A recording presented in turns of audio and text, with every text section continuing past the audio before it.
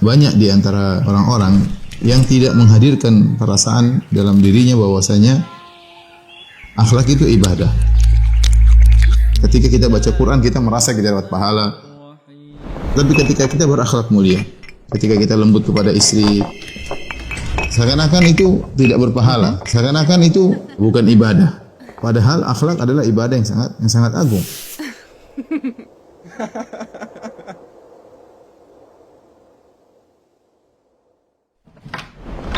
Urgensinya akhlak yang mulia.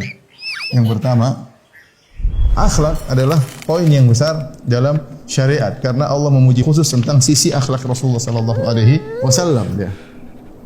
Kalau Rasulullah memiliki akhlak yang sangat agung, maka tentunya kita umatnya berusaha meniru Rasulullah sallallahu alaihi wasallam.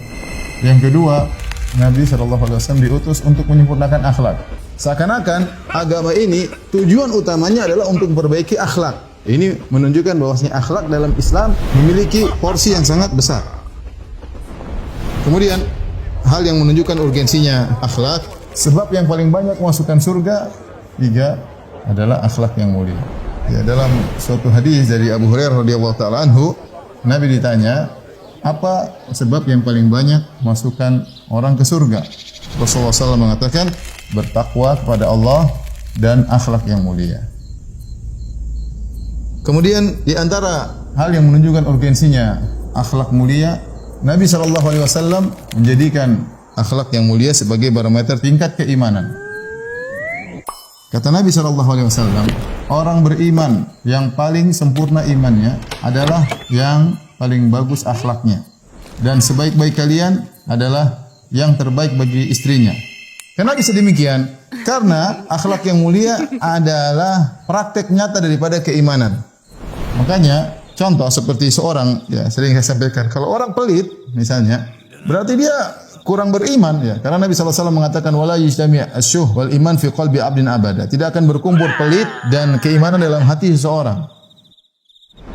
Dan yang berikutnya, yang kelima, Nabi menjadikan derajat kecintaan Nabi SAW kepada umatnya berdasarkan akhlaknya.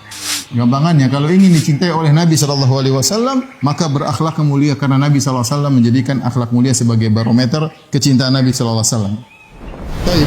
Kemudian yang keenam, Nabi SAW menjadikan barometer derajat surga juga dengan akhlak yang mulia. Nabi SAW dalam hadisnya bersabda, sungguhnya di antara orang yang paling aku cintai, yang paling dekat majelisnya denganku pada hari kiamat adalah yang paling terbaik akhlaknya. Maksudnya apa? Surganya paling tinggi. Semakin dekat dengan Nabi SAW, maka derajat surganya semakin tinggi. Semakin berakhlak mulia, maka derajat surganya semakin tinggi di sisi Allah Subhanahu wa taala. Kemudian selanjutnya, di antara hal yang menunjukkan urgensinya akhlak yang mulia, yaitu mudahnya kita berbuat baik kepada orang lain dengan akhlak mulia. Dalam hadis kata Nabi SAW, kalian tidak bisa meliputi atau memberikan harta kalian kepada banyak manusia. Akan tetapi bisa kalian memberi banyak orang dengan senyuman dan akhlak yang mulia. Maksudnya apa? Nabi ingin mengatakan kalian tidak bisa meliputi orang-orang dengan harta kalian. Kita mau sekaya apapun, setiap orang mau kita kasih bagi duit, ya uang kita akan habis. Kemudian susah, kita juga memberikan uang kepada orang tidak mudah karena kita memang dibuat secara naluri cinta kepada harta. Setiap ketemu orang kita kasih duit berat, kecuali Rasulullah SAW. Tetapi kata Nabi, kalian tidak bisa meliputi manusia dengan harta kalian, tetapi kalian mampu meliputi manusia dengan senyuman. Apa susahnya kita senyum sama banyak orang? Setiap ketemu orang, mau 1000 orang, mau 1 juta orang, mau di hadapan khalayak 1 juta orang, kita senyum, senyum kita dibagi untuk mereka semua, tidak susah, mudah. Itulah akhlak mulia. Yang terakhir, Nabi SAW berdoa untuk diberi akhlak yang mulia. Allahumma ahsanta khalqi fa ahsin khuluqi. Ya Allah, sebagaimana Engkau telah memperindah penciptaanmu, yaitu tubuhku, badanku, parasku, fa ahsin khuluqi, maka indahkanlah akhlakku. Semua yang kita sebutkan tadi, ada sekitar 8 poin yang menunjukkan urgensinya akhlak yang mulia. Ini saya sengaja memaparkan satu demi satu, agar benar-benar menanamkan dalam diri kita bahwasanya akhlak mulia itu ibadah.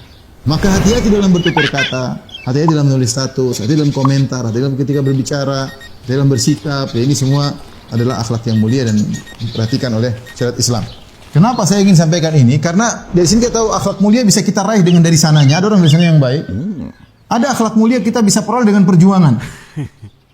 Setelah kita belajar, kita benar-benar scan diri kita. Coba bikin daftar akhlak diri saya, periksa. Oh, saya suka merendahkan orang, saya suka suudzon, saya suka merendahkan istri, saya suka merendahkan suami. Banyak kalau kita mau periksa. Kita kalau meriksa orang gampang, orang itu begini gampang. Periksa diri kita. Sekali-sekali scan diri kita. Kalau Anda nggak mampu scan, suruh istri scan diri Anda. Sayang, tolong scan diri akhlak saya. Oh, suamiku, baru keluarlah istri, karena Anda tuh begini suamiku. Oh, keluar semua, scannya teliti. Memang tidak semua perangai bisa berubah, tapi bisa berubah kalau orang berjuang bisa. Dari pelit jadi dermawan, dari penakut jadi pemberani. Bahkan Nabi memberikan pahala yang besar. Aku menjamin istana di surga bagian atas bagi orang yang memperbagus akhlaknya.